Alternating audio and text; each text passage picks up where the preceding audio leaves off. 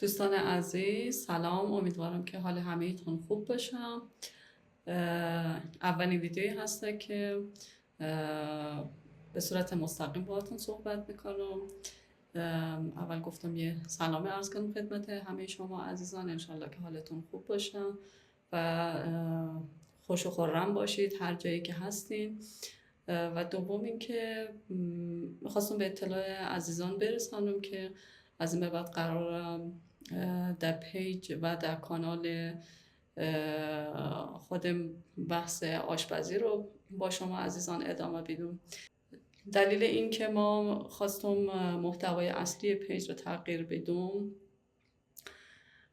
به خاطر ازی بود که یک مقداری در مورد فیلم برداری از سطح شهر دچار چالش و یک سری مشکلاتی شدم و از این بعد تصمیم گرفتم که موضوع کانال رو تغییر بدم.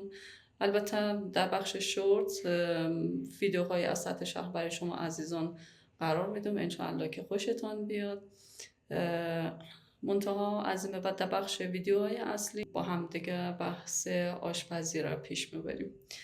البته همه خانم های عزیز ماشاءالله همشون خودشون یک آشپز ماهر هستن و بر این باور هستیم که هر کسی آشپزی را به سبک و سلیقه خود درست میکنه، غذا رو درست میکنه و آشپزی را بلد هسته. احساس میکنم که آشپزی هم مثل اثر انگشت و امضای هر کسی متعلق به خودشه. حالا ما به سبک خود تا جایی چیزی که بلد هستیم، نکاتی رو که با تجربه به دست آوردیم سعی میکنم در ویدیوها در اختیارتون قرار بدم. انشالله که خوشتون بیاد.